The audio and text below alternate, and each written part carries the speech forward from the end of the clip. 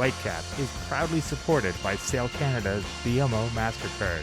For every purchase made using the card, you win with no fees and cashback or air miles, and Canada's high-performance sailing programs get supported. This credit card is the card for Canadian sailors. Scan here to get yours today.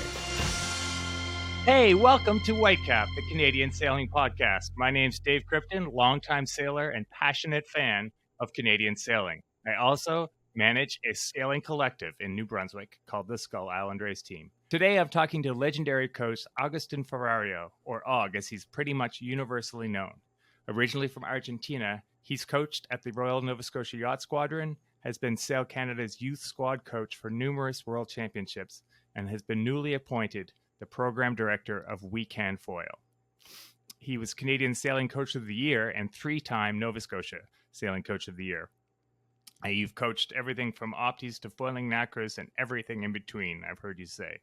You're still actively racing professionally and continue to sail in everything from classic wooden sloops to foiling wasps and kiteboards. Og, welcome to Whitecap, the Canadian Sailing Podcast. Thanks, Dave. Very excited to be here. Excellent. So we start out, as we always do, with these rapid fire questions. And so are you ready? Always. Okay, great. Favorite place to sail? Lake Garda. Oh, nice. This might be the same one. Best place to train athletes? Mar del Plata in Argentina. Oh, okay. I'll have to ask more about that later. A boat from history that you wish you could have sailed on? I would say Matador, the TP52. Oh, very good. Zyke, Gill, or Rooster? I'm going to go with Zyke. Okay. Biggest fleet you've ever sailed in? Opties. Oh no, but yourself. Oh, in Opties, you sailing them? Yes. Not coaching. No. Okay. How many? I think the biggest probably 400. Oh my God. I grew up sailing Opties in Argentina. That was a numerous fleet. It was a huge fleet back in time. But how big were the lines? They didn't have 400 boats starting at once. No, we would have like series. I think the biggest in a start line would be I would think over 100 once. But yes, we're talking many years ago. They were not so familiar with the series. But yes, we would do a big regatta. Gotcha. Biggest boat you've ever sailed on?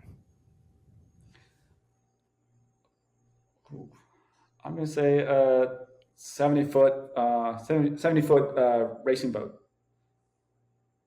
Okay. Then the fastest you've been on a sailboat? I'm going to say, I'm probably going to say a Nacra 17.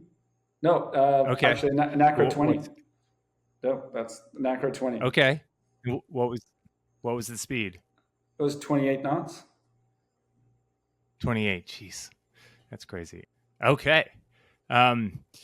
As a percentage, how important is the start of a sailboat race? Let's say a dinghy race, not around the world.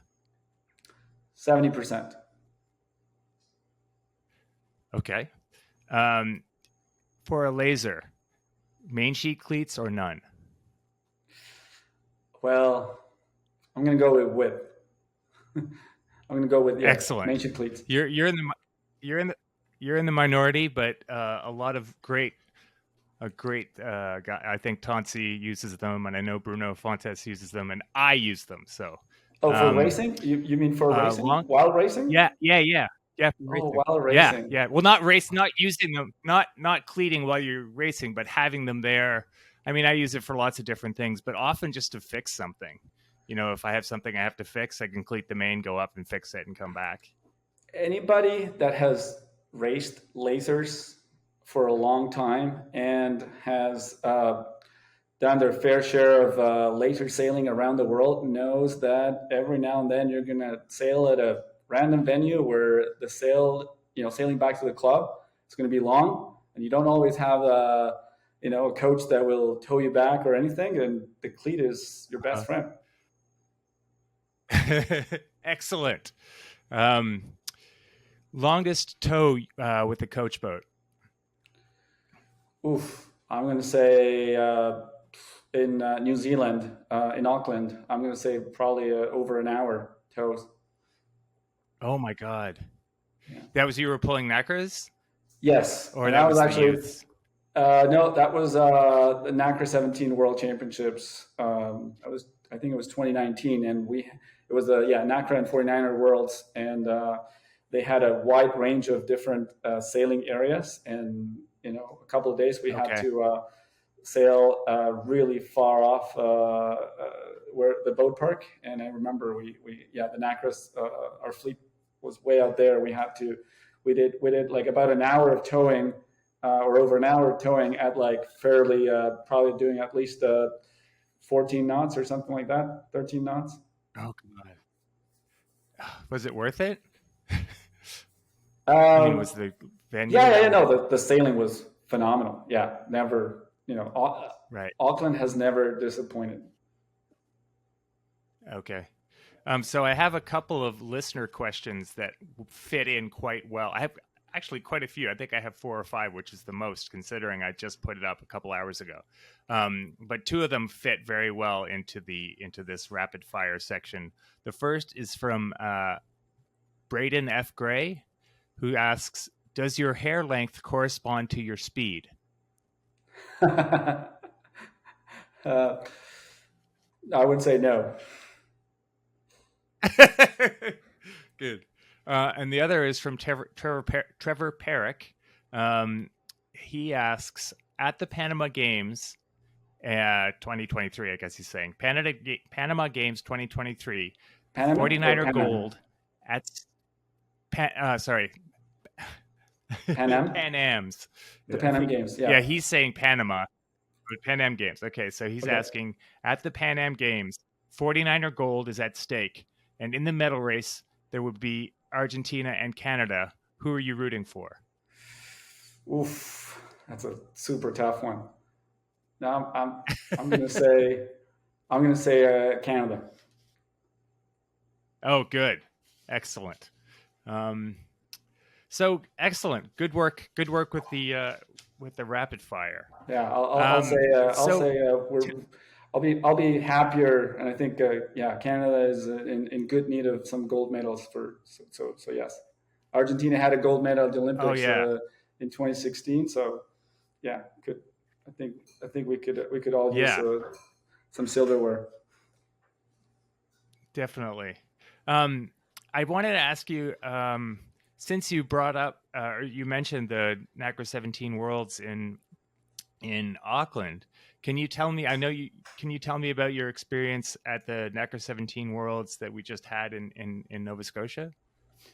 Yes, that was I would say that was one of the best events I've been, in a very long time. I remember telling Angela Chisholm that the hosting a NACRA and 49er Worlds after being at the at that event in Auckland, was going to be really big shoes to fill, I would say.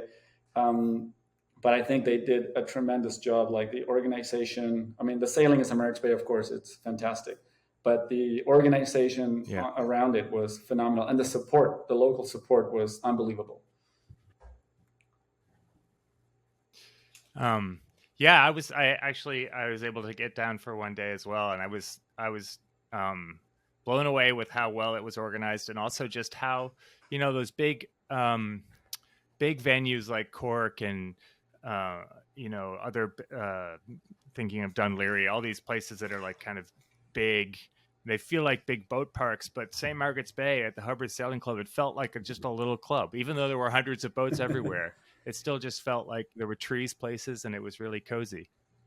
Yeah, the sailing there is phenomenal, right? And the organization that I know that took more than a year was more than a year in the makes and everything, and it was great. I really hoped that was not a one-time thing, and that Hubbard's and Submerged Bay, in Nova Scotia, becomes a little bit more of a hub for hosting big events. And there's I have my really hopes up, about the legacy that's gonna be left out there.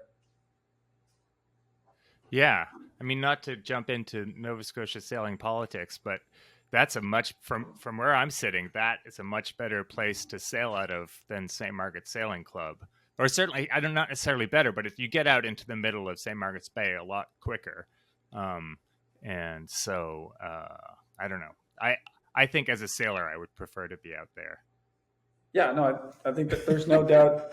There's no doubt that Submerged Bay is a great spot to sail, and there's Submerged Bay, there's Hubbard's, and there's plenty of places. Every place has its, there's pros and cons, I would say, but I think Hubbard did a fantastic job there, and the community really stepped up. The province stepped up, and across the whole international sailing community, it was, but all of the sailors were nothing but very, very thankful and very appreciative of the event that they put together.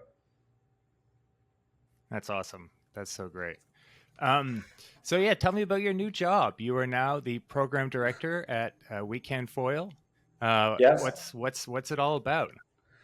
So Weekend Foil is basically the development program of the Canada SailGP team. And the idea is it's a bit of like the legacy project of the team, in terms of really trying to get more people on the water, and particularly in foiling. Really try to get people on the water foiling. Really trying to get Canada inspired about getting ahead of the curve into foiling. Well, we all know foiling is happening across the entire world. And I think I'm excited because it's a good opportunity for Canada to become a leader in that aspect of the sport. And I think I'm very excited for all that's about to come, for sure. Excellent. Can you, with that in mind, with speaking about SailGP Canada, we do have a giveaway, which is related. We'll tell you about it at the end of the podcast. So stay tuned till the very end, and you're going to see a SailGP Canada Weekend Foil Whitecap podcast collaboration. Absolutely, yeah. In this giveaway. That's pretty excited for that. I think I'm going to try to participate as well. Oh, good. So, can you just kind of sort of quickly take me through your arc as a sailor and a coach from when you learned to sail until now? Yeah. Well, I'm going to try to do it very briefly. Basically, I grew up sailing in Argentina, Buenos Aires, particularly. I did the whole opti career with going to the World Championships and later World Championships, Youth Worlds, all that kind of stuff. 470s later, but as I grew up, I never really thought I could see myself. I never really saw myself coaching or turning coaching as my career, my professional career. And now looking back so many years about everything that I went through, a particular thing that happened at the beginning of my journey in sailing was that when I first started sailing, when I was 7, I come from a sailing family. My mom and my dad, they met sailing. So sailing was like number one option when it comes to sports. And I tried sailing for the first time, and I didn't like it. Didn't make friends. I didn't really connect with my coach. I wasn't in an environment that I enjoyed. I tried it. I remember I did the course. I told my parents, you know what? I don't like it. I don't like it. I want to see it. My parents told me, oh, I started in Optis, and they said, oh, why don't you try this, which was it's called a cadet, which is like a 2-person boat, Oh yeah, smaller than a 420, basically. They used to be very yep. popular in Argentina years ago, and they're still very popular, I guess, in some areas in Europe. And we tried that, trying to get me sailing with another person. Had a very bad experience on the water. Not only did I enjoy it socially, I had a really bad experience on the water. I capsized on the boat. I was 7 years old or 8 years old. I got stuck in the hiking strap. I was probably under the water for like 5 seconds, basically, and which to me seemed like 5 minutes, right? And as soon as I was able to free up myself and pop up my head out of the water, the first thing I see is actually the coach boat, the bow of the coach boat of my coach, basically running over me. So after that experience, as I told you, did the Opti course, didn't make any friends, didn't really connect with the coaches, and trying the cadet, having that horrible experience with my coach, unfortunately, very young and experienced coach, approaching a capsized boat the wrong way, the wrong side, basically almost running over me. Nothing bad happened to me, but it was very emotionally, I was traumatized, I would say, to say the least. So I quit sailing there, told my parents I hate sailing, went to play rugby for like 2 years, because that was the other sport, around where I grew up. And then just Can by I interrupt chance for a second? Yeah. I just want to interrupt because the cadets, I have a special connection with us as well. The first ever regatta I sailed was a cadet regatta. I've got the trophy up on my wall. Really? You should show it. Was in Pictou, Nova Scotia. Yeah. Well, mostly this is a... you got an award on your first regatta? That's pretty cool, man. I did. Third That's very place. Impressive. 13 and under Atlantic Canadian Championship. I wish I knew. I know that my the guy that I ended up sailing Laser Twos with very seriously, he and another guy came first, and I know that I sailed with Marco Legier and we came third, and whoever came second was from Nova Scotia, and I'm sure they're out there, and I'm sure they probably ended up having a career in sailing in some way. Wow. I've never thought to ask if anyone knows, if anyone's from Pictou, Nova Scotia in 1982 and they know anything about the cadet championships, then let me know. But I love those. I thought they were pretty cool. I grew up sailing mirror dinghies, which are similar. And I thought cadets were, for a 12 or 13-year-old, they're a pretty fun boat to sail back in the early 80s. Yeah. Well, as I said, I didn't have the best experience with them. But yeah, no, there's actually a guy in Nova Scotia, actually in Halifax. I ran into him. We were, he was taking his kids out sailing on a cadet, and I was like, I ran into him. I was like, "Is that a cadet?" And he was like, "Yes." How do you know that? I was like, "Well, I had sailed once or twice before." Oh wow! But yeah. So there's one guy out All right, there so in the Northwest. You left sailing. Yeah, so I quit sailing full on. Your parents, quit sailing. Yeah, my parents weren't had upset. Oh, absolutely. Yeah. That was, okay. Of course, like most sailing parents, right? Like they would be very, they felt like, oh, wow. A lot of sailing parents go through that process when all of a sudden their kids don't like sailing, right? And they're like, they get their hopes so high up there, they're hoping that their kid is going to love sailing as much as they do. And all of a sudden, nope. I said to my parents, I hate sailing, and and I want nothing to do with it. And I'm just going to spend my time, my spare time, and my weekends and my everything doing rugby. And my parents, supported me at the time. Randomly, I went out with my grandparents to a cottage, to spend like a little bit of time with them on their boat. And there was just a kid next door on the boat next to us, anchored, and he had an Opti.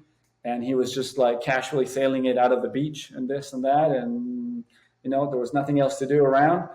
So he invited me over. I kind of like remembered. Oh yeah, I remember a little bit about sailing optis. I was probably like 8 or 9 by then. And then, we had a great summer, kind of like just sailing his opti around with the two of us, just for fun. And he said, "Hey, why don't you come back and come try sailing again and start opti all over again at my yacht club, which was like a much smaller yacht club, more like a local yacht club around." And I was like, "Sure, why not?" So I told my parents I want to give it a try again. Uh, Different yacht club, different coach, different kids around. Made great friends. Loved sailing. Really connected with my coaches. Actually, my coaches are still one now. Like my coach back in the time, she was a very experienced coach. I think she was. I was kind of like imagine like Opti one, and she was like, which is something doesn't happen in Canada, which was like a woman, a female coach in her late 20s, coaching optis, full time, very dedicated at the grassroots level. She made such a great experience for me that I loved sailing. Got back into sailing, kept grinding, and started doing my local regattas. Loved sailing and loved racing. Never could get enough of it. And yeah, It's a and then classic story. It's kind of a classic story of kids going from like having to have a good performance to then like dropping all that and just doing it entirely for fun. And yeah, then some kids take to that a lot more than having to perform. absolutely. And to me, really, the biggest learning that I got from that, reflecting many years after, I think it was, I think it's just, I don't think it's just random that I ended up being a coach, right? A sailing coach as my career, and focusing on trying to develop lifelong sailors. Because I think when I look back, I realized that I'm a true example of what that coaches make a difference, right? Same kid, right? Because same kid, different experiences. In one, I ended up not liking sailing and quitting, and the other one loved it, became a lifelong sailor, right? So I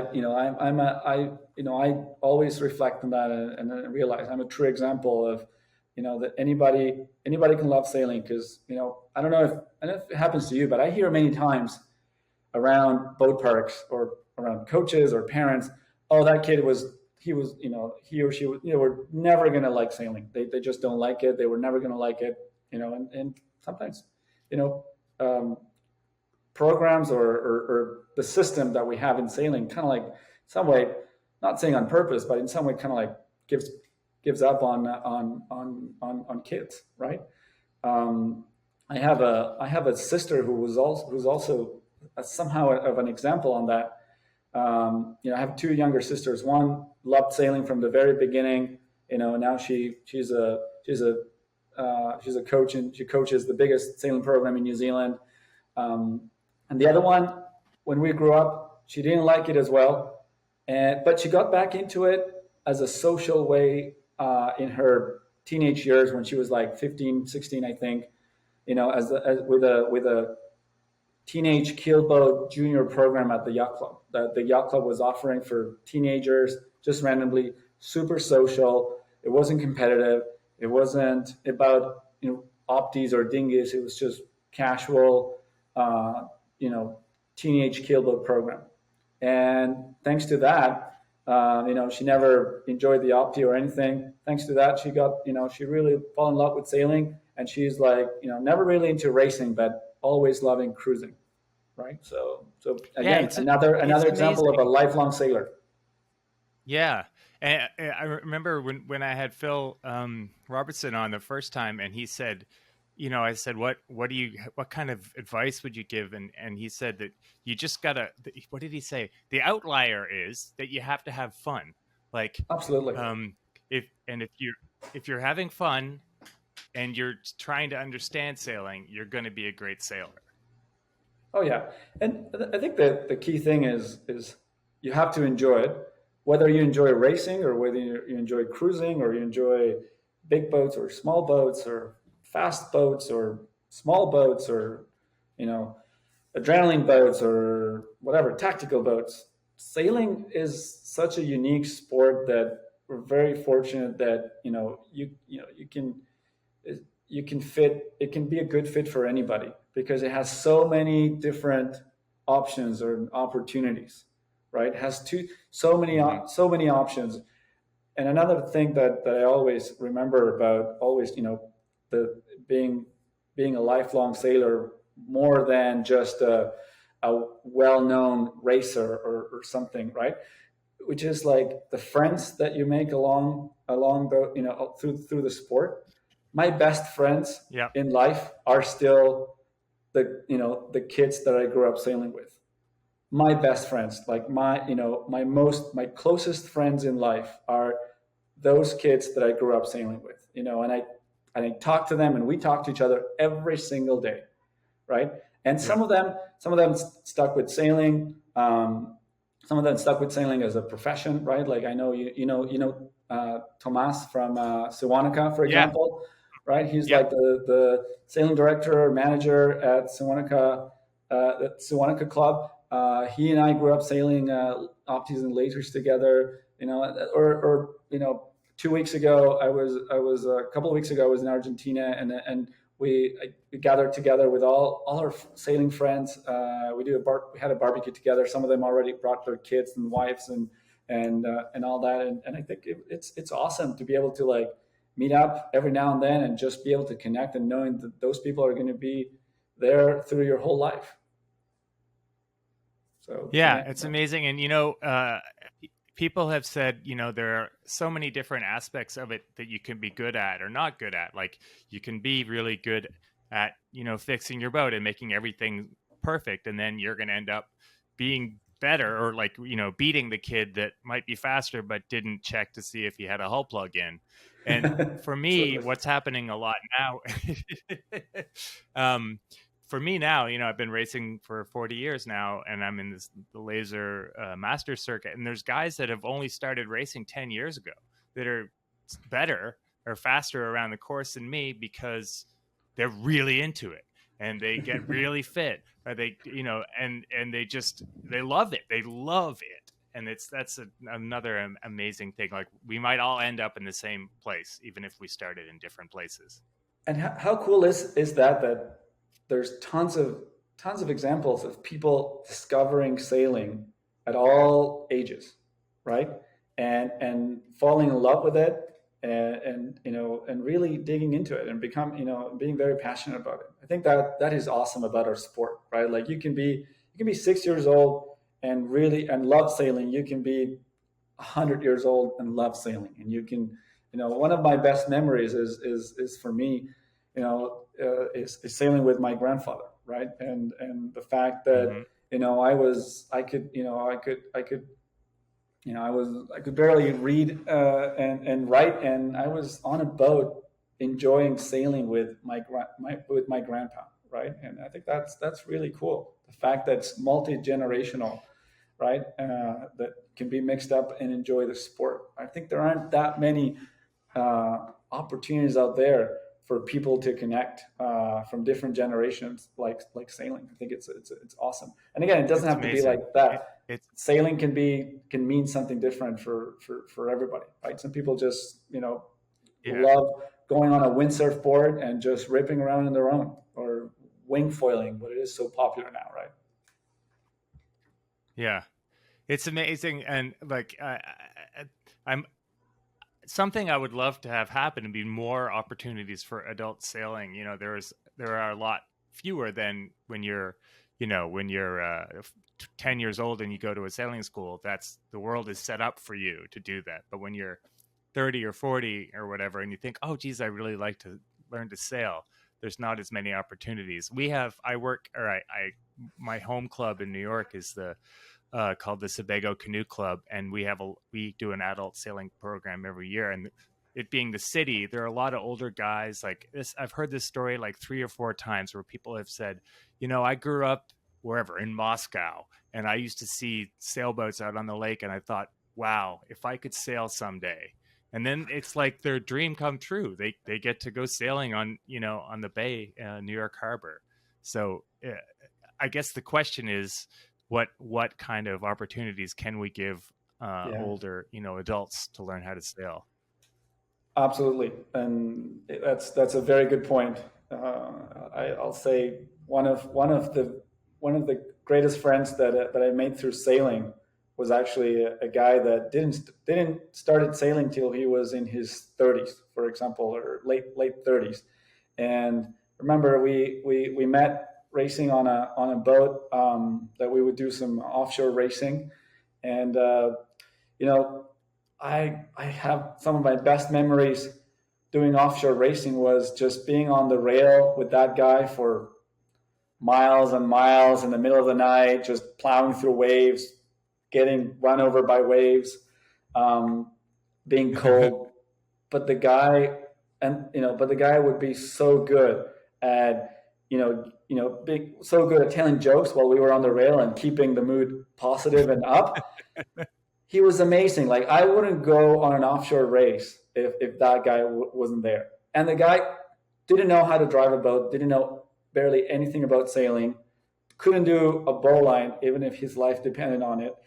But but he was so fun, and he was such a key a key element of the team, right, of the offshore team that where we did some offshore racing. And he was a key element of the team. That was he was a fantastic crew member. Not the most experienced sailor, or but he was awesome about keeping the mood up, and telling jokes, and always giving us some good perspective. And and he was always telling jokes, and making it very enjoyable, even through the bad storms. um, Excellent. I'm gonna move us along with a couple other listener questions. Yeah. Two from Ryan Anderson, who Oh, wow. RY Ander one. One question which kind of moves us along is how did you choose Halifax, Nova Scotia, as a landing place? Yeah. So yeah, basically, I was recruited many years ago there, and to come over to Nova Scotia to help out build the high performance program at the squadron in partnership with the Canadian Sports Center Atlantic. Um, and really, I thought it was going to be, honestly, I thought originally it was going to be like a short term thing, and I just fall in love with Halifax, with Nova Scotia, the community, just the vibe, and as well with Canada. And I just like kept sort of, okay, I'll do it another year, in another year, in another year, and then I look back, it's been like over 10 years now. But yeah, it just started very randomly as like someone that they would bring in from abroad to try to help out, build up the program, and build up the level. And I just fall in love with the culture, and just like kept renewing it until I was like, wow, like I guess I live here now. I consider It's myself a wild member because of the I community think now. you certainly are. I remember growing up in New Brunswick, Canada, and that when I was younger, in my 20s and stuff, the sailors in Nova Scotia and the sailors in New Brunswick weren't that far off. But then, around the time, the early 2000s, I guess, or like mid 2000s, things started to really like the level of the sailors in Nova Scotia just like jumped like crazy. Like all of a sudden, all the Olympians were coming from Halifax. It's around the time that you showed up. Like, so like what Olympians did you coach in out of the squadron in that time period? Well, I'd probably say I had some interactions with Aaron Rayfuse, Danny Boyd, um, Ali Tenhove, Jacob Saunders, Graham Saunders, Will as well, and then Will I think Jones. Will Jones. Yes, all through their youth career, I would say. Ali Tenhove and Will Jones, for Okay. example, there would be two young sailors from Ontario that would come over to Halifax to join our race program, just to try to like get them pumped up and advance in their sailing. But yeah, mainly in their youth years, I would say. I think Okay. the So, but then what? number of youth sailors I've taken to the youth worlds, it's long. I would say the list is long for sure. What do you think? Where did where was the big jump in performance? I guess if like going back into the 80s and then mid 80s or 80s, there were a lot of sailors like Paul Thompson and uh, Judy Lugar and Morag McLean. Oh, Uh, they were good, but there was kind of a big drop off for Nova Scotian sailors until around that time. So, what do you attribute to the improvement? well, this might sound a little political, but I think the who what oh no, is that the Shelburne Yeah. Laser Masters Um, Championships? Ah, that was legendary. yeah, it That was was a great such a event. great event, and I'm so I'm so I I'm should so bust in. I'm so sorry I missed it. I was really hoping I could do it, but it really conflicted with the NACRA Worlds in Hubbards. Oh yeah, no, of course, because they had the North Americans were at the same time, right? They had the Yeah, 49er North Americans were. yeah, and the NACRA North Um, Americans. Yeah, um, I was really I had lots of dreams about showing up with a laser and just having a blast. Because come on, sailing in Shelburne, it would have been so great. yeah, would have been amazing. I It should was. I should back up just so if any this is for the audio listeners. So Og was telling me was about to tell me how the shift in sailing in Nova Scotia, and then this poster behind me that it was actually a lawn sign that I stole. I mean, on the way out of town from the Shetty from the Shelburne Harbor Yacht Club Masters Atlantic Coast Championship, which was great. And I'm sorry that you didn't make it, and I'm sorry there was several other people who are very high-profile sailors in Nova Scotia who also didn't make it, and some who even had registered. I wonder if you can comment on that, like people that we're at an extremely high level, like Olympians or so forth, who then can't get back in. Do you know what I mean? Like they set their sights too high, or I don't know what it was, but there was a few people that told me, or I saw them register, they didn't show up, and I don't know if they were afraid they were going to hurt themselves, or if they didn't want to get too much pride, or I don't know. Do you have any ideas? No, I actually not fully aware of those examples, to be honest. But I think what happens a lot is you see a lot of, as you said, high profile sailors or accomplished sailors in their laser career, and they all wish to make a comeback. Um, Sometimes I think it's about I wouldn't say I wouldn't say it's fear, but maybe not feeling very comfortable or having very high expectations. But I would say that would be a minority. I would say the majority, honestly, it's all about time management. Like they're maybe in their 30s or 40s or 50s, and they think that you see this event, it sounds so cool, it's going to be so much fun, and it's just a couple of days, and you said, I'm going to be there, there's no way I'm going to miss this opportunity. And then you know time goes by, the dates get close by, and then just life is usually so busy for so many people, right? I find most of us, nowadays have so many things going on, right? Yeah. And just being able to prioritize those things. Sometimes you just have to step back, right?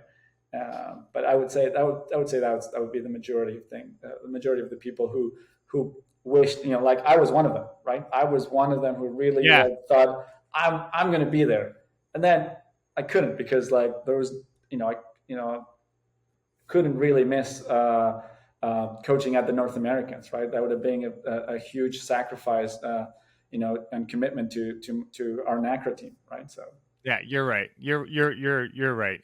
For sure. That would be definitely most of them. That's why you get more of these guys that are like retired that are really good, because they're retired and they have all the time. Like all the guys that won, Tim Woodford, Andy Tim's a Roy. legend, by the way. He's Huge a shout out legend. to Tim. Amazing. That regatta, I mean, I don't know if you heard, but the first day was blowing stink, and they have a thing in Masters where you can sail with a radial or a full rig, if there are, and you can change from day to day. Yeah. And Tim and he sailed a radial on the day one, and then he sailed full rigs the second 2 days, and he was really fast. Indeed, legend. Okay, so that was our little sidetrack on the ACCs. We're having the District One Laser Championships in New Brunswick at the end of July. If you're looking for something to do, July 29 and 30. That's the districts. So yeah, well, I would say like it's another chance. Laser is a lifelong boat, I would say, right? And for sure. I'm not going to lie. I'm very dedicated and focused to foiling. Very passionate about it nowadays. But no, right. I wouldn't. But I'm also someone that enjoys all types of sailing: offshore, dinghies, all classic boats, foiling, fast boats, whatever.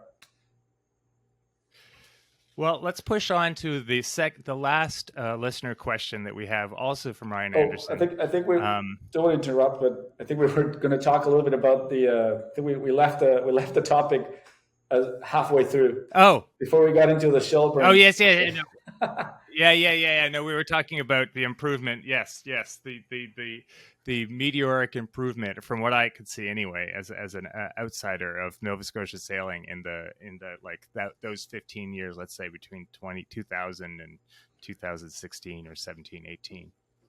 Yeah, I would say a couple of the key changes that were implemented around that time was, and this might sound a little political or might not sound very politically correct, but when I, being an outsider from the Canadian culture, one of the first things that impacted me was the huge amount of effort and recognition that Canada Canadian sailing was putting into the Canada Games, which I think is like great events, great experience. But I learned that and then understanding a lot of how the provincial sailing organizations work and Canada sport organizations, they kind of like understood that in many other sports, apart from the expectation was that athletes in any other sports from Canada Games, they would go into national team or Olympic pathways right away, right? And I quickly realized that in sailing that was not the case.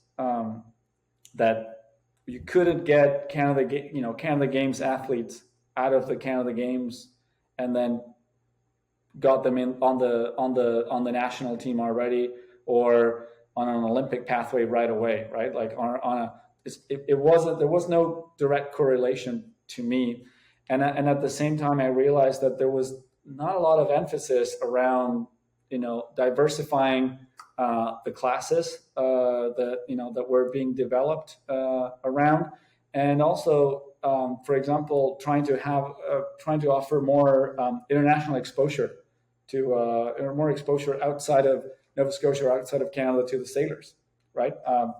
Back in the time, I was told basically that sailors shouldn't leave the province for competitions before the age of 16, for example, right?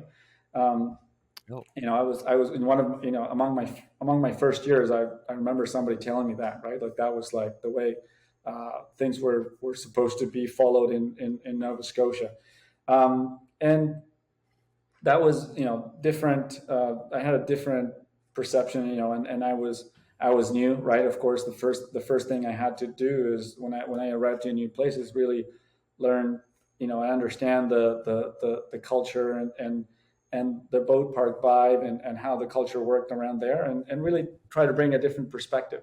Which my different perspective, I would say, was trying to really not shift the focus away from Canada Games, but really try to set a higher bar out there for sailors to strive for, which was the youth world, right? And it was very typical in Nova Scotia, and in many cases it still is. And I think it also happens quite a bit across the country as well. That most sailors, they see the Canada Games as you know, the end of their sailing career in terms of how far they go in dinghy sailing, right? Where I find that a lot of the sailors that go to the youth world, they they come back from it, and they I think the retention rate is higher, and they really keen on pursuing you know uh, pursuing high performance careers in sailing, or pursuing sailing beyond from a high performance perspective. Not saying that they quit sailing after Canada Games. No, I think that is completely separate. But from a competitive high performance pathway, yeah, I think their retention rate is higher. I would find when for sailors that usually attend international events like the Youth Worlds, and they get a taste of what international sailing is like in the international sailing community, right? And at the time, to be honest, one of also the reasons why the Youth Worlds was a strong and a good target for me to focus on is because Nova Scotia offers great support for athletes attending the Youth Worlds, right?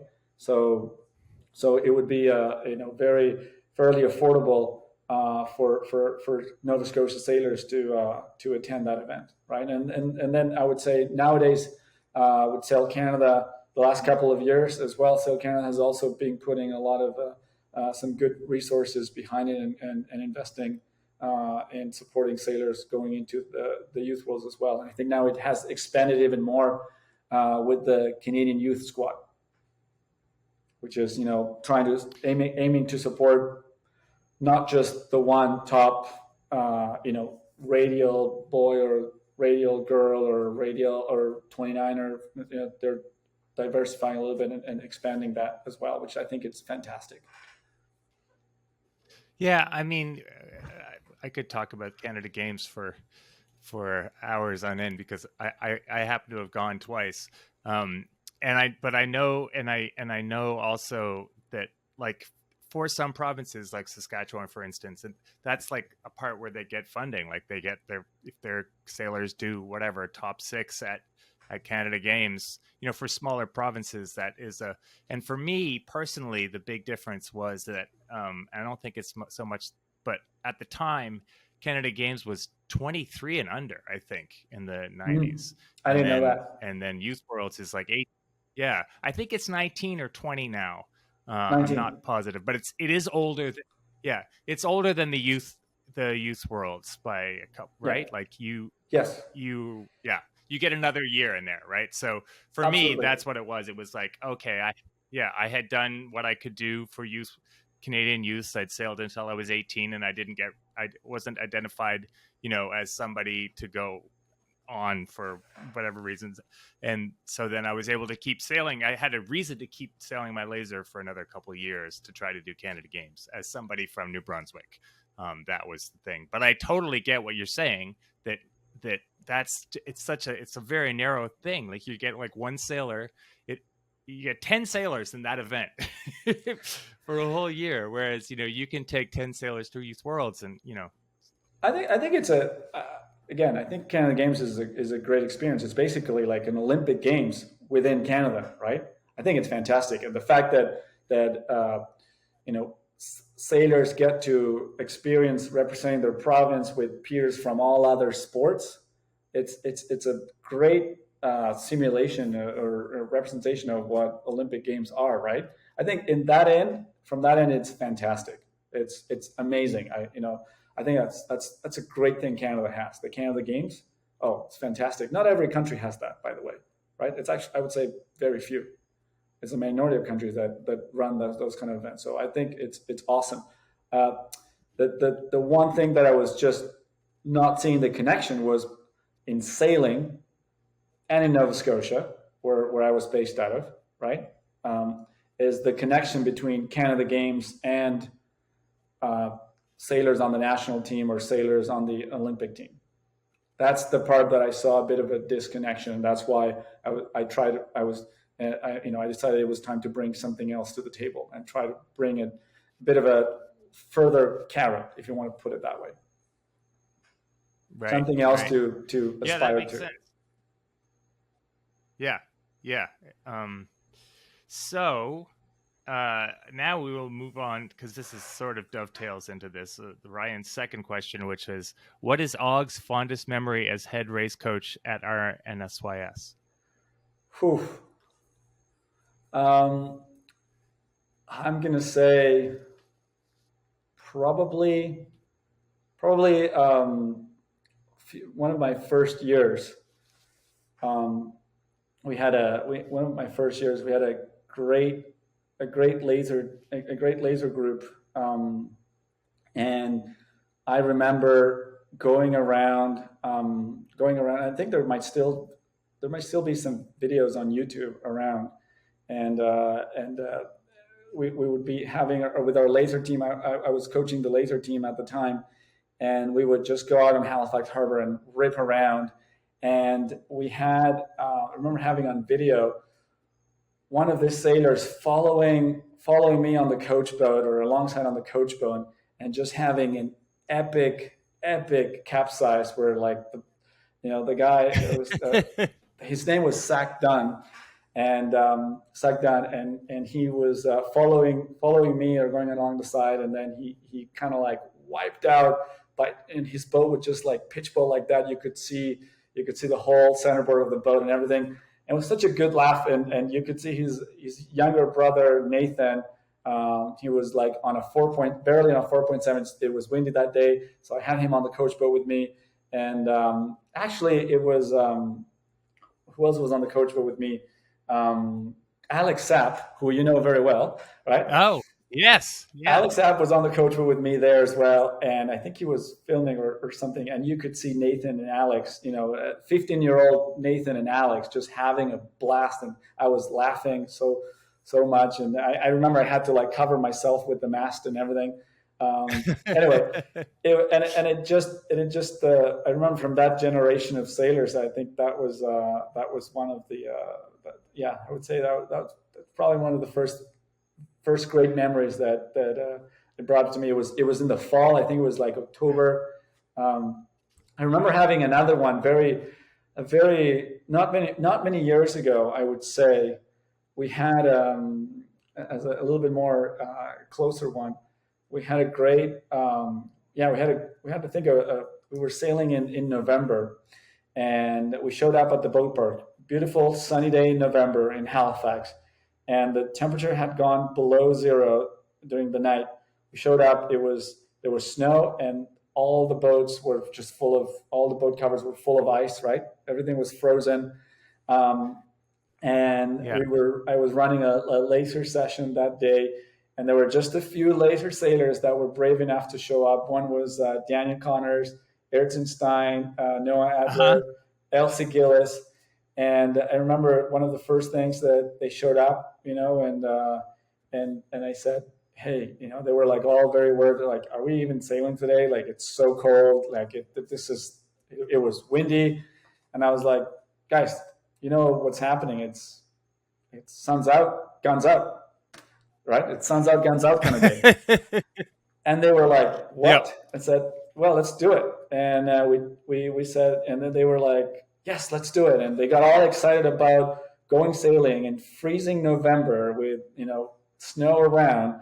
And the whole point, we did a whole session around being able to sail, suns out, guns out for 5 minutes out there in the water. And so we spent like 20 minutes or half an hour warming up on land, then being fully bundled up, layered up on the water. It was very cold, warming up on the water with the lasers, and then all of a sudden, boom, we went out, suns out, guns out, sailing, a little bit of hiking, and I think it was, I remember that day. I won't forget it. I'm sure they will not forget it. For the fun, definitely built some courage as well there.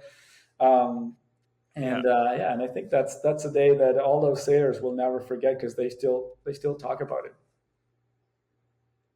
It's amazing, and it's amazing how many times I've had people on the podcast and I've asked them something like, "What was your favorite thing?" or "What was your, what are you most proud of?" And I've always thought people would say, "Oh, it was when I won the gold medal," or whatever, and it'll just be like, "Oh, I remember this one time that I just rolled this girl." Like, it was just, I don't know, like some regatta didn't make anything. I realized I could really, like, I could roll somebody, and or somebody would say, "I remember how we had this one race and we were really communicating really well." So it's amazing the things that you think of as fond that aren't like necessarily performance based.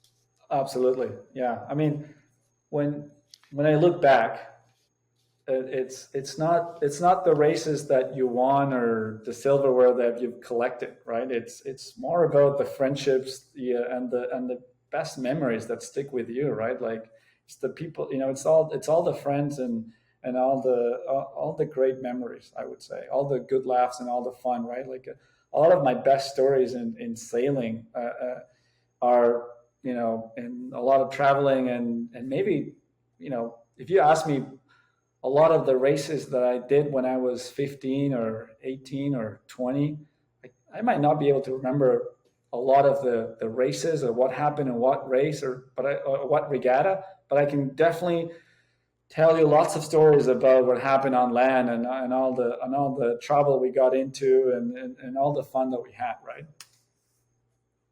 Right. I've always been impressed, like, with the different boats that you sail on, the different boats that you bring in to the club. Like, you bought an A cat, and you got wasps originally, for people to experience the new things. Um, so, would you think that was especially true around like the COVID year that we had? Yes, well, I consider myself like someone who, again, like, the hardest question you can ask me is, what's my favorite boat, right?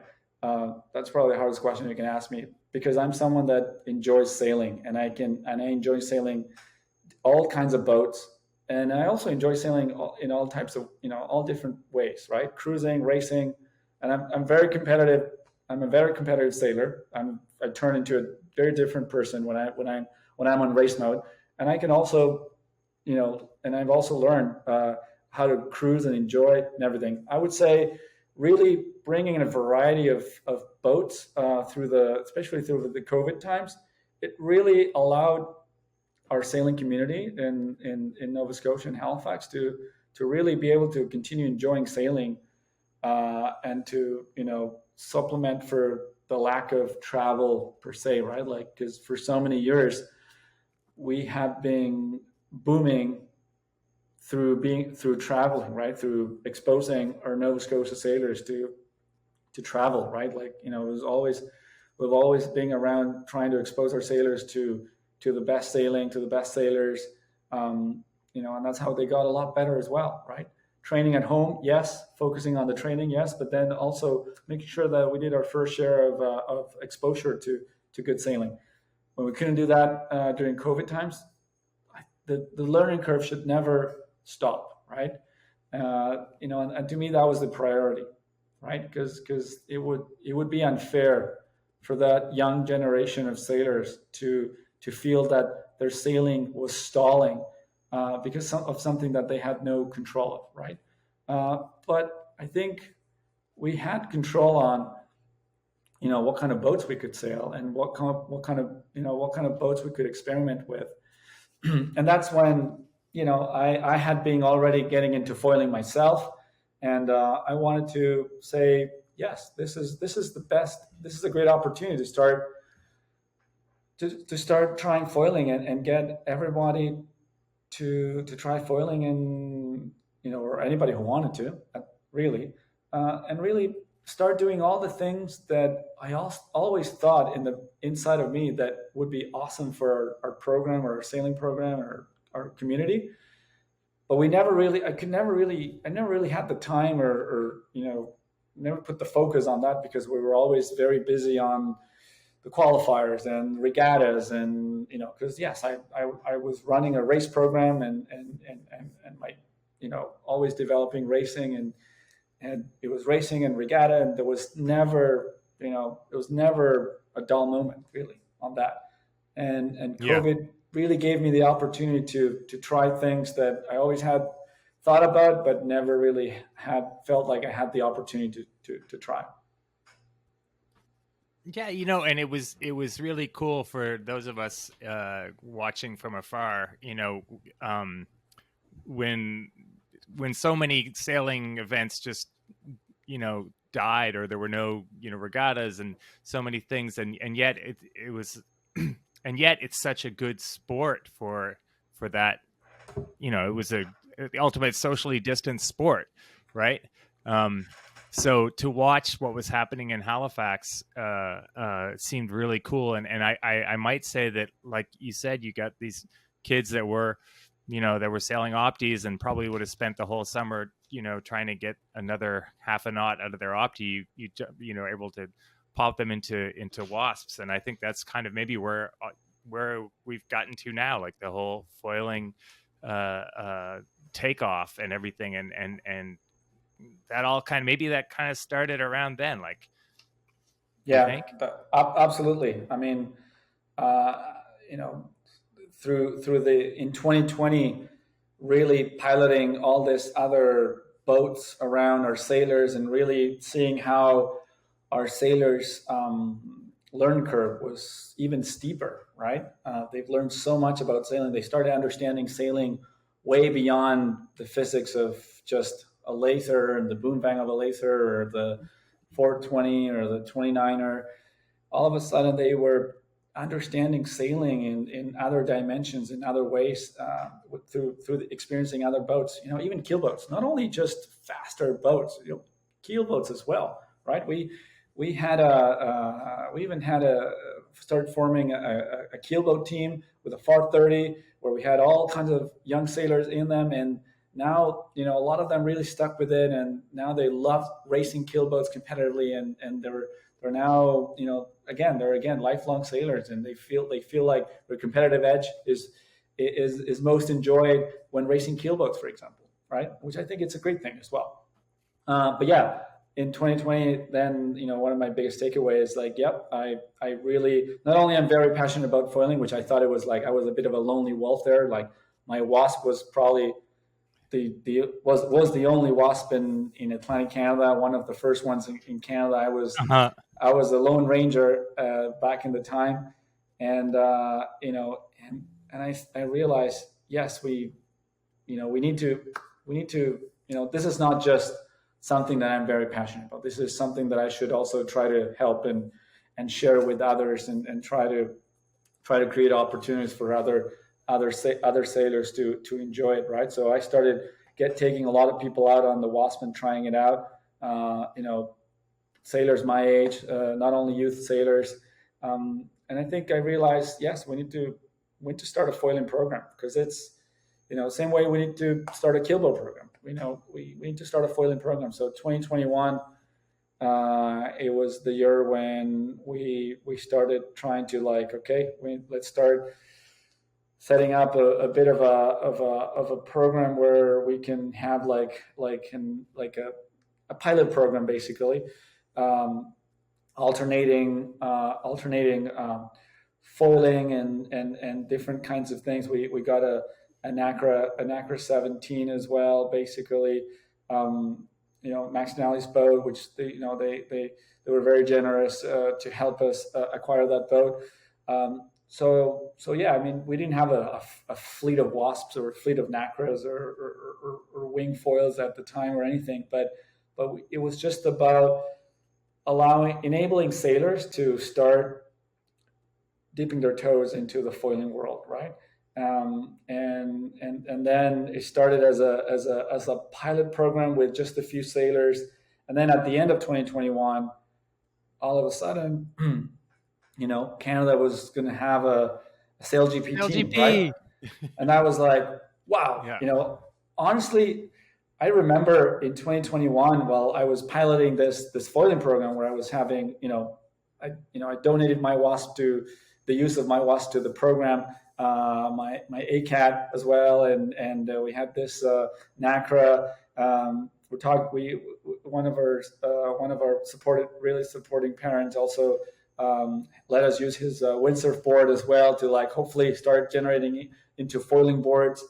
So that was the idea, right? Trying to really get into that, and all of a sudden, I always dreamed that, we got to get them started young, because as Canada, we got to start building a young foiling generation, right? We need to start building a foiling generation, because that's where the world's going, for sure, when it comes to professional sailing and I would say commercial sailing, right? Showcase sailing. Mm-hmm. So we need to start building our foiling generation, because if not, we're just going to fall behind the rest of the world, right? 10 years from now, we're gonna just realize that we've been missing out anyway. And I also think it's a great way to really, it's not a great word to say, but retain people in the sport, right? Give sailors another option to stay in the sport, right? Yeah.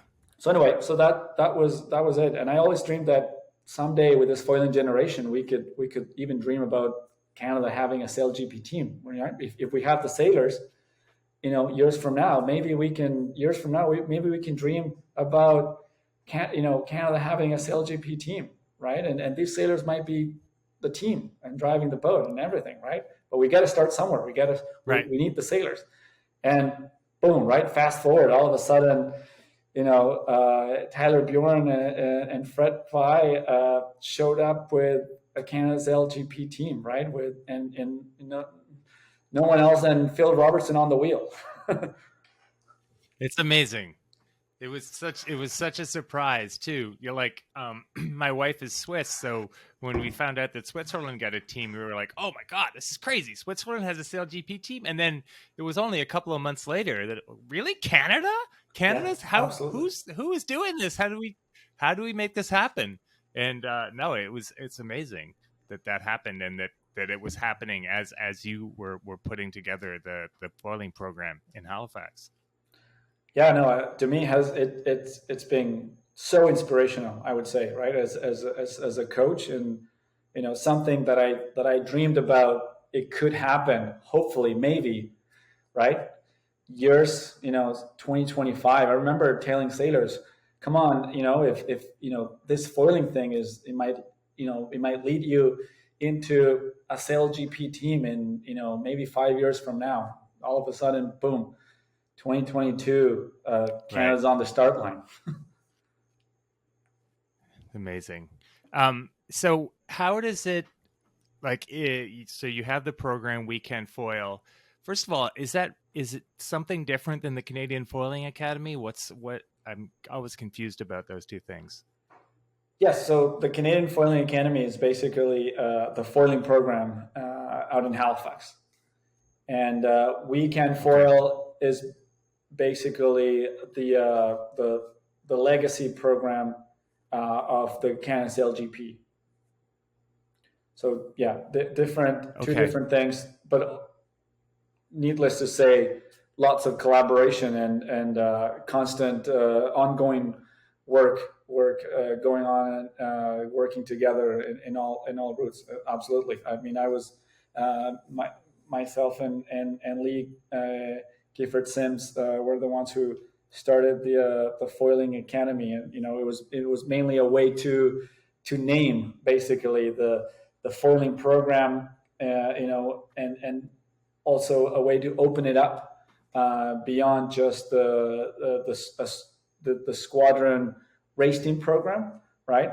Because that was like a later evolution of 2020 and 2021 foiling program, right? 2020 was like a pilot foiling program. 2021 was like, okay, we're starting a foiling program through our race team. 2022 was like, here's a foiling academy, not only for race team sailors, for other people to have access to and try foiling.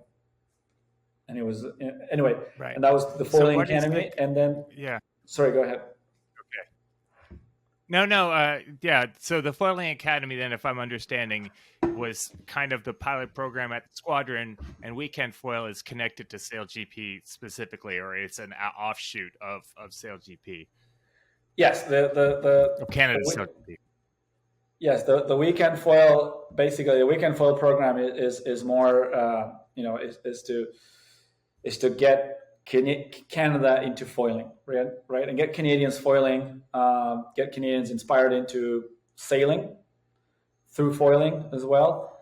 And it's not only aiming to help develop the next generation of Canada LGP sailors, but also it's aimed to really promote and help all Canadians to get into foiling for sure. What kind of foiling does Weekend Foil do?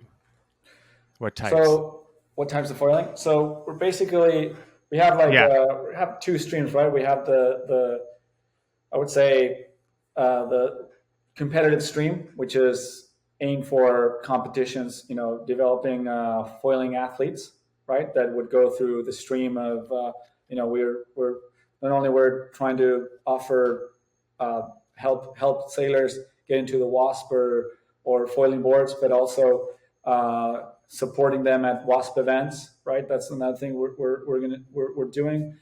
Supporting WASP events. Now we just did our first 69F event a couple of weeks ago in Miami, and then really help sailors through their career and through their pathway into professional sailing. That's a little bit of the idea. And then we do have the sort of the non-high performance stream, which is really help regions, programs, and develop foiling programs so that anybody can access, anybody can get a try at foiling and try to get into foiling and see if they discover through foiling a great way to enjoy sailing. Really, which is that's right. Like regardless of age or it's not only about youth. So those are more like the wing foils and the kiteboarding, or what's that track, the more recreational track? Yeah, are they all absolutely. the same boats, or are they just different? Oh yes, same boats. Basically, we're trying to same boats, just different pathways, right? Again, it's people right. can enjoy sailing a WASP regardless of whether they're competing or not, right? I am someone who has mainly enjoyed the WASP, not only for regattas, right? I've only done a handful of regattas myself. Right? I'm someone who has mainly enjoyed the WASP for recreational or I really enjoyed going out in the WASP and ripping around. Same as I enjoy wing foiling. I love wing foiling and just going out and just enjoying it. All right? and surfing waves while foiling. I think that's another great aspect of me. But I know there's also wing foiling races, but I would never see myself doing a wing foil race. But I could see myself wing foiling every single day. How do people get how does Weekend Foil work? Like if you want to be an athlete how does the whole program work? It's not like a sailing school, right? It's how do you get involved? So basically, right now we're in the process of finalizing our structure and the program. The idea is mainly to help already semi-established foiling initiatives across the country and really help and support those initiatives to really engage with our local community so that we can so that there can be people foiling all across the country, and really as well from a competitive aspect, really supporting sailors that want to take foiling on the Wasp, on the NACRA, or on boards, really take it to the next level, and really facilitating some opportunities at national, international events in those classes, as well as some initiatives with the 69F as well, and hopefully, and the plan is moving forward as well with really integrating a little bit of the Canada SailGP team as well in the mix. It really upsets the apple cart in terms of the pathway, right? When we think of the pathway for sailing has always been, Opti, laser, 420, and we might go up to 470 and go to the Olympics or whatever. But I know it occurs to me right now that the jump, so there is no like single-handed dinghy in the Olympics. It's a foiling dinghy. Like there's no Wasp in the Olympics right now, right? But there is, there's the foiling NACRA, and then there's the foiling kiteboards, and the windsurfers, right? All kinds of classes that are not popular in Canada, right? Yeah. Catamarans, windsurfers, and kiteboarding. Well, that's sort of new, but you know what I mean. It's interesting now. So what's the path? Like, it's just occurring to me now that the pathway of lasers, and Optis, and 420s never goes to catamarans and windsurfers. But now, like, if you've got these foiling athletes, that's their Olympic pathway is kind of those classes now. Does that make sense? Like, do you think your Wasp sailors are going to want to do, if they wanted to go in that pathway, on the Olympic pathway, would they be looking at windsurfers and kite foilers and NACRAs as their next thing? I mean, yes, if you want to go to the Olympics, you got to stick with Olympic classes for sure. I would say yes. I mean, the Wasp is a great foiling dinghy that can lead to foiling Olympic classes for sure. It's not out of the question. I can't think of any Canadian right now that is in a foiling Olympic class that hasn't been on a Wasp, except maybe a couple of the kite foilers.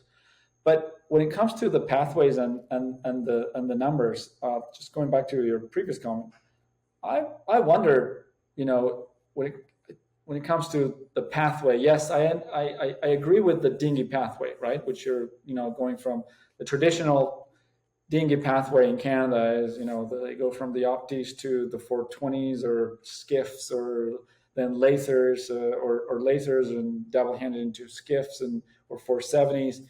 You end up going those ways, and how does the foiling fit there?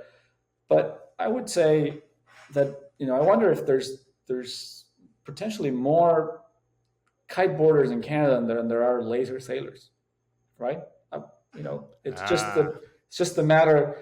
But I would agree that yes, the laser class, or ILCA, sorry, the ILCA has bigger competitive fleets through the current Canadian sailing system or Olympic pathway, I would say, right? Yeah. So, I know there's a lot of people windsurfing out there in Canada. There's a lot of people kiteboarding out there in Canada. There's wing foiling is it is the fastest growing water sport in the world right now. There's no doubt that wing foiling, even in Canada, is growing more than any other type of sailing, right? There's no question about it. Yeah.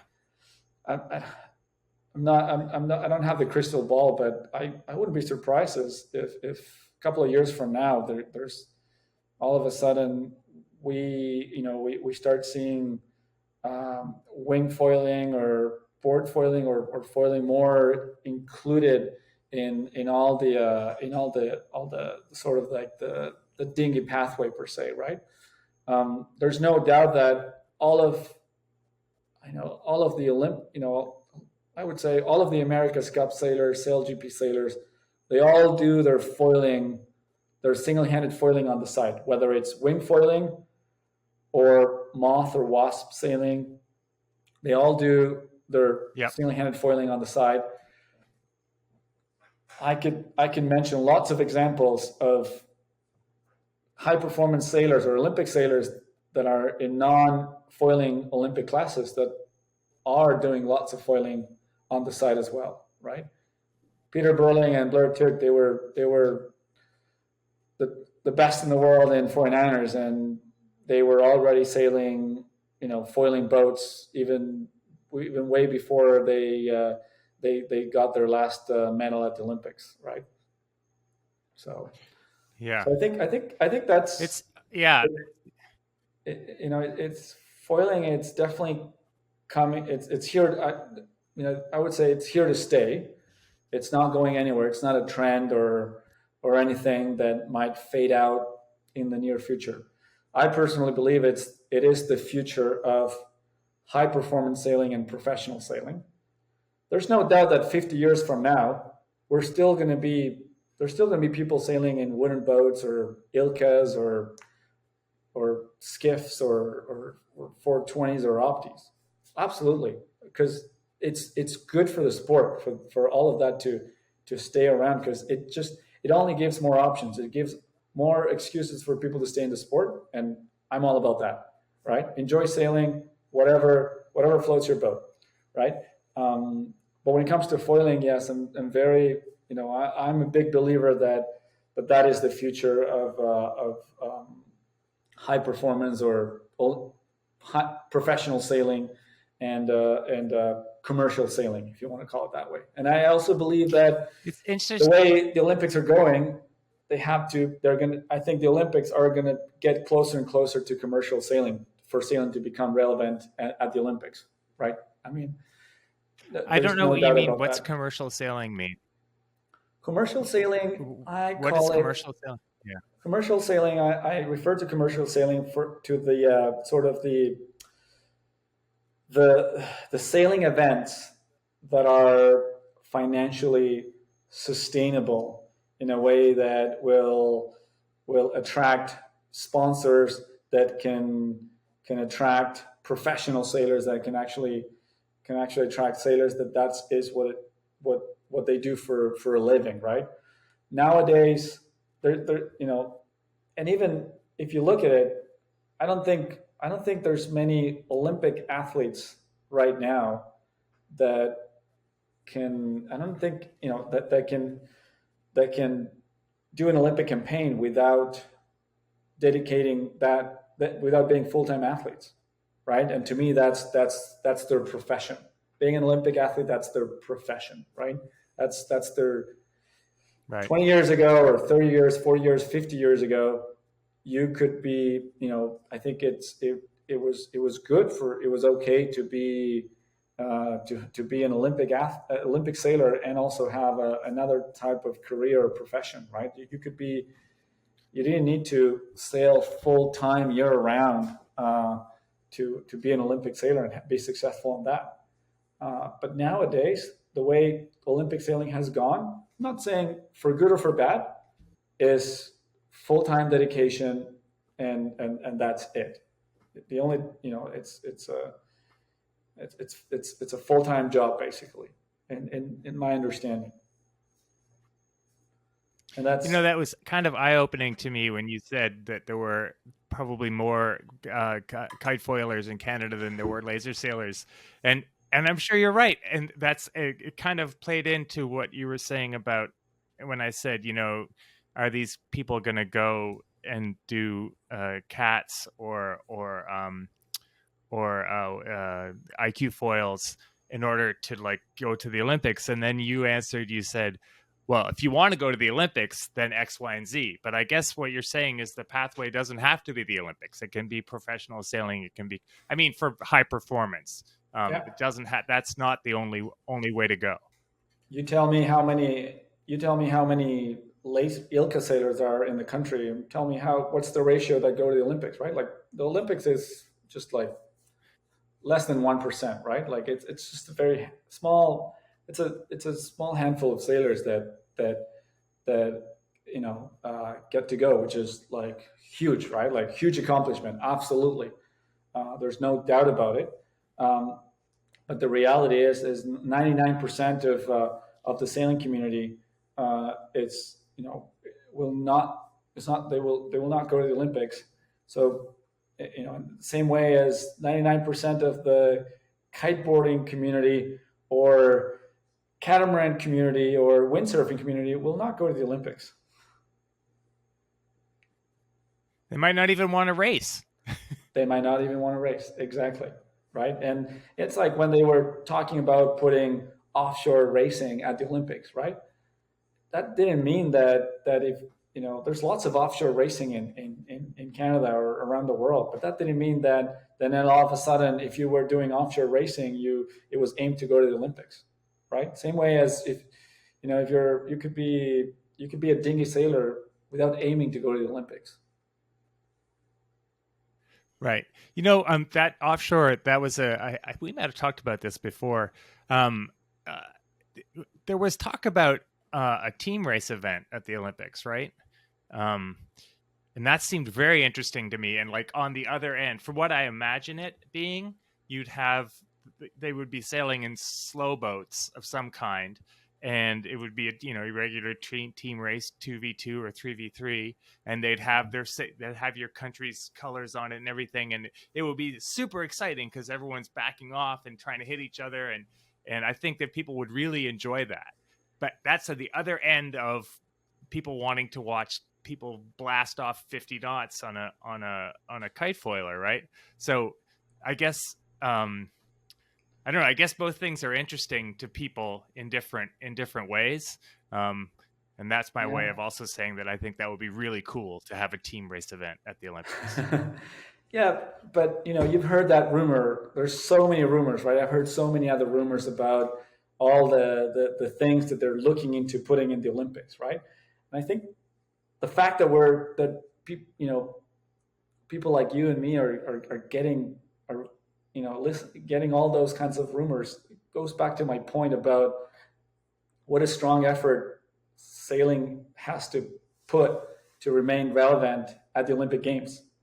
Because I don't, it's if they're really brainstorming so randomly about events and everything, it is because sailing has to evolve to remain relevant at the Olympic Games, and to me, it has to do with Olympic sailing becoming closer to commercial, to be commercially sustainable, right? At the end of the day, the Right. Olympics is an event, right? And that needs to be commercially sustainable. Um, and it is important that all sports can are good are good to showcase on TV and so on, right? That's why I always give Yeah. a lot of really good credit to all those events, regardless of what boats they're in, that they're putting a strong effort in really trying to showcase the sport and make it exciting, right?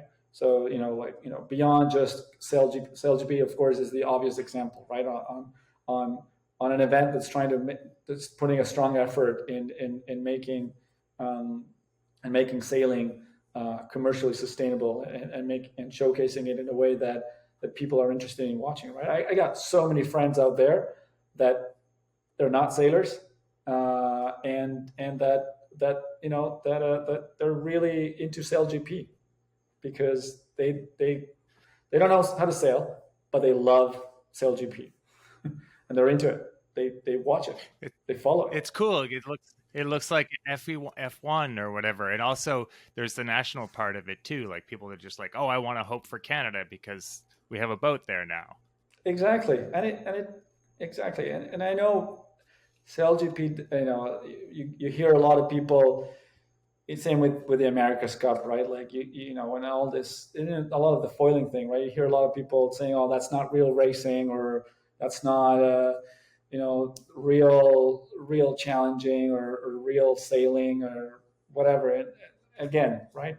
Everybody has the right to enjoy sailing whatever in whatever way they want. And I think it's all ways are valid, right? Um, but I think again, to me, that's an example of where commercial sailing is going to make it sustainable, right? Um, I think I could probably talk to you for another 2 or 3 hours about this, but we are in here at an hour and a half. I think we hit most of your foiling points, but I am actually really curious about the 69F because it looks like a super sexy boat, and I'm just curious about how the whole thing works. Like they've got charter. Is it like a charter fleet, or how does that? Tell me about the 69F and that whole experience. Sure.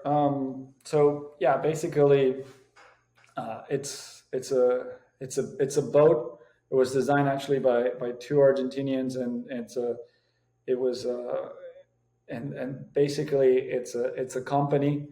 The way I try to easily describe it is like a mini Sail GP sort of kind of a event, where basically you show up, the sailors show up, and there's the whole event is set up for them so that you show up as a sailor, and the boat is ready, basically, and you can go sailing and learn how to sail the boat, and you have a support team that will guide you how to learning how to sail the boat, and then you just get to enjoy sailing the boat. There's lots of rules. For example, here in North America, the fleet is there's a six-boat fleet, and they're all owned by the same company, right? 69F, and really they do six-boat races, very dynamic, very very dynamic and very fast. So you just get to do a lot of races and really get to enjoy lots of sailing.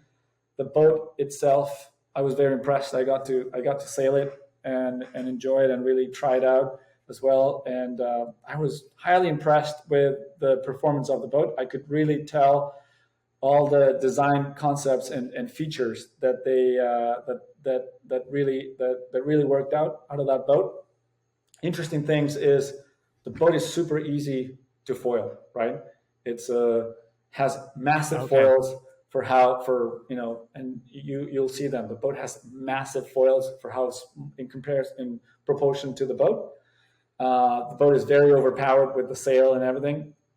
The boats are all carbon fiber, so they're super light. But the boat starts foiling in with very little wind.